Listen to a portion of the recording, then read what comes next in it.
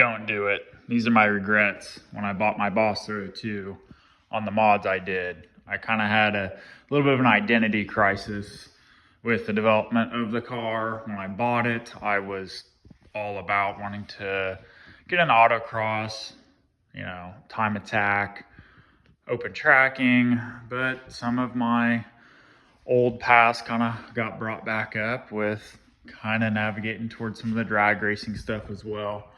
But I'll start off with the number one thing that I should not have done when I actually modified this car. And that was I needed to stop drag racing.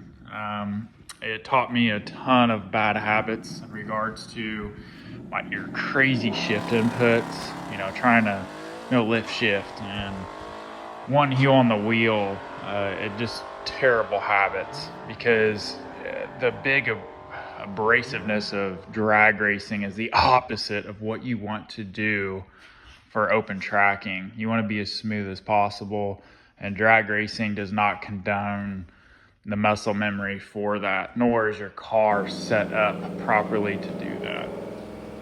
The second thing was horsepower. That kind of went into the drag racing envelope, and it's just like playing Gran Turismo or Forza as a kid. It felt so good to like add as much power as you could, and then you realize in the game that the car was garbage and you're much slower. So I focused a little bit too much on that in the beginning. I wanted dyno numbers, I wanted, you know, mid 11s at the drag strip, and again, this is going the wrong direction for why I bought the stinking car. So, you know, there's a lot of guys out there. I mean, Core Motorsports for running like 206s with a 6-cylinder Mustang at Daytona.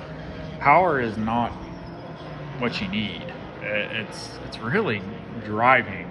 The Boss 302 comes pretty well equipped. Now, I'm gonna have another segment that talks about how unequipped it really is out of the box, but it is a pretty great platform, especially in 2012 when it was released. I mean, it was very ahead of the game, but today's standards, there's a lot to be desired, but we'll talk about that later.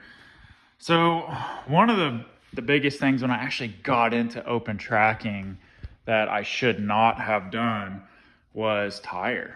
You know, the stock Pirellis are really pretty garbage on these cars, and all you guys running 5 to 6 year old collector car tires, that's a huge no-no. So I will admit, try to run something that is comparable to the Pirelli. I know on the street you're going to be like, or the track, you're like, what are you saying? You just said they were garbage. But that's the beauty in it. You need to know where you suck. And a very good tire is going to mask that. So if you got a 10-year-old Boss that's on the original tires and it's your Mr. Collector car, ditch those tires regardless. But go back to something that's kind of similar to those junk stock Pirellis. That's really going to show you as a driver where you're lacking, and you won't have all the bandages. Another thing that I really messed up on as well, and I know that a lot of us are guilty of it, is we open up a magazine. I'm not going to say the brand, but we're like, oh, better sway bars. I need to get better sway bars. So what the hell does that mean? I mean, I run a very small rear sway because I developed the need for that. And a lot of these magazines just say better, it'll improve response, better, better, better. No, you have no idea what the hell the car wants. So building a car around a package is very, very much needed.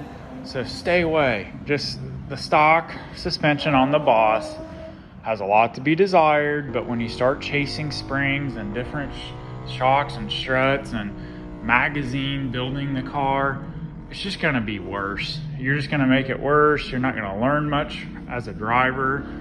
I just leave the thing alone. I'd take all the money that you've got, that you plan to modify with, and do track days. Build up to the point that you can get an aggressive tire. I got a very aggressive tire right off the bat.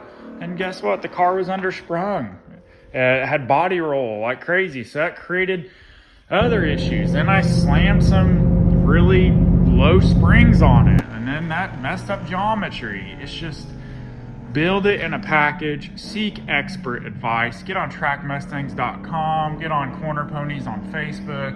There's tons of great resources and great people that will help you. But the biggest thing is just take the car for what it is and go track it, go autocross it, pay for those things. Don't open up the magazine and just start slinging money.